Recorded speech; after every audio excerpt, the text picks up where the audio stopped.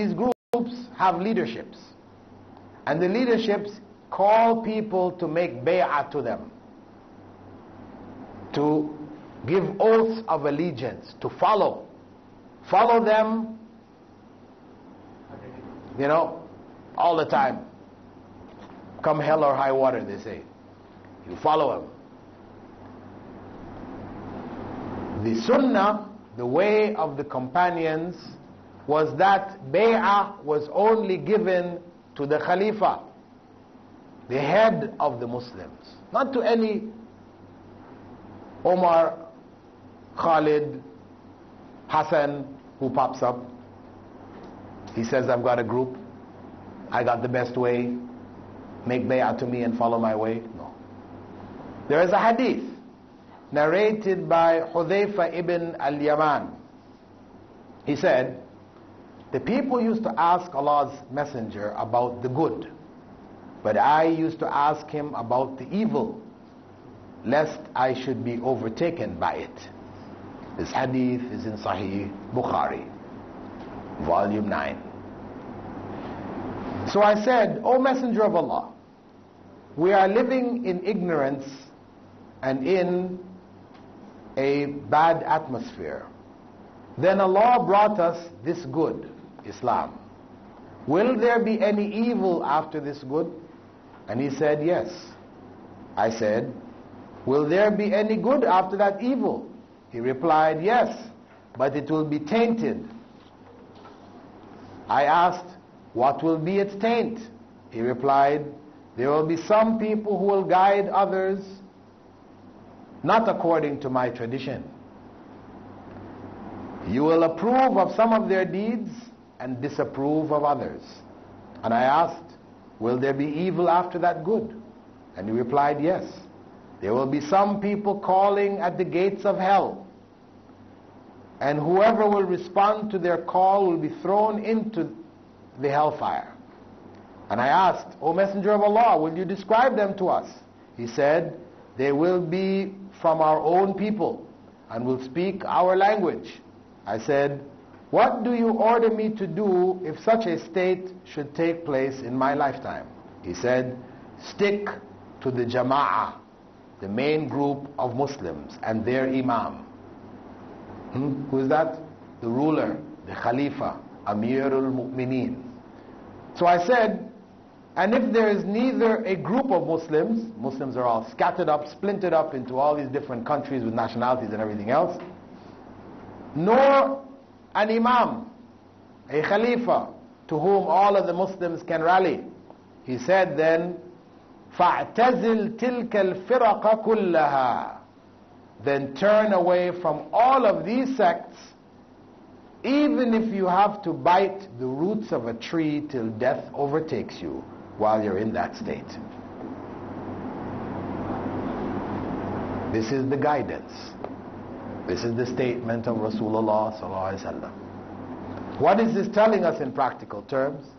It's telling us not to commit ourselves to any organization which seeks to divide itself from the mass of Muslims. This is what it's telling us. It's not telling us don't organize, don't try to do things in an organized way. This is the Discover Islam Center here. Don't stand up and say, hey, we need to close down this center now, you guys are this, and don't do anything. No. This is not a group seeking to divide itself from Muslims. I am the director. I'm not calling people to make bay'ah to me. No. Okay? This is just a means of organizing dawah activities. We come, we go, I come, other people can come. This is not, it is just an organization to try to do things in an organized way. That's all. But where that organization transforms itself into a movement, where you now have a leader who calls people to give the oath of allegiance to him, where now you're going to follow, and then you start to look at people who are not a part of your group with the what they call the us and them mentality. The us and them mentality. If you're not with us, then you're against us. Right? That looking at people with doubt, Because what we're on, this is the right thing. Anybody who's not with us, making the bay'ah along with us, they are off. They're misguided. Right? And you'll hear that in ignorance. You have some people who say, when they do their Islamic work, they call it fi sabilillah, the path of Allah. We're on the path of Allah. So you might be going to make jihad, and they will ask you, have you gone out fi sabilillah? So I'm going to make jihad.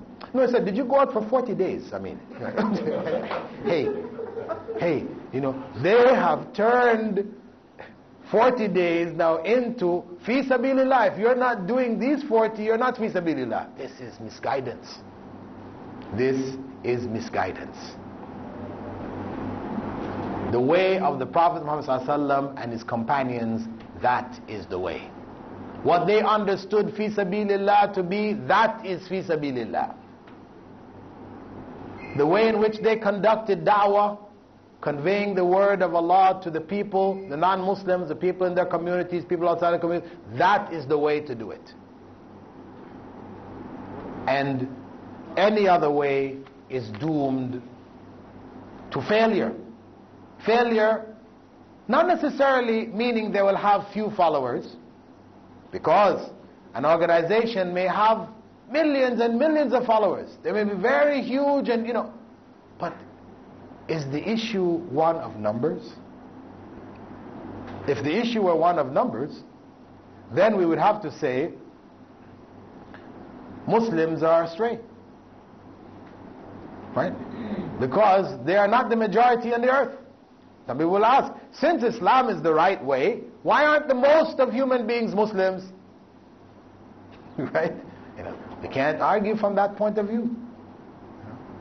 If most of the Muslims are going to the graves and praying to the saints, and only you guys, Wahhabis, you know, Ali Hadith, you know, any other, what they consider to be a dirty name they can throw on you, right? You don't want to go to these the shrines, you don't want to honor the saints. Everybody else is doing it. If the issue were numbers, then we'd have to say they are right. Right? So the issue is not the issue of numbers. It's never been an issue of numbers. The issue is concept. If the concept is correct, even if only one person is following it, as Allah referred to Prophet Ibrahim as a ummah, all by himself. The whole of his people, everybody were into idol worship, but he alone was off. And he was right. So it is important for us to consider the way of Prophet Muhammad ﷺ, that way was one way. There are no two ways about it. Of course, within that way, there may be variation in the sense that in prayer, one may raise one's hands to the ears, or one may raise one's hands shoulder height. Prophet Muhammad ﷺ did both. So within that way, there is variation. And wherever Prophet ﷺ has given us variation, we are free to follow any of the variants. But in the variation, there is still one way, because even though we may be following some of the variants, each one of those variants represent a part of that way. So, my brothers and sisters, let us reflect on how much or to what degree we are in fact following that way, knowing that it is the only way to Allah. It is the only way to success. It is the only way to paradise. Inshallah, that is what I wanted to share with you this evening.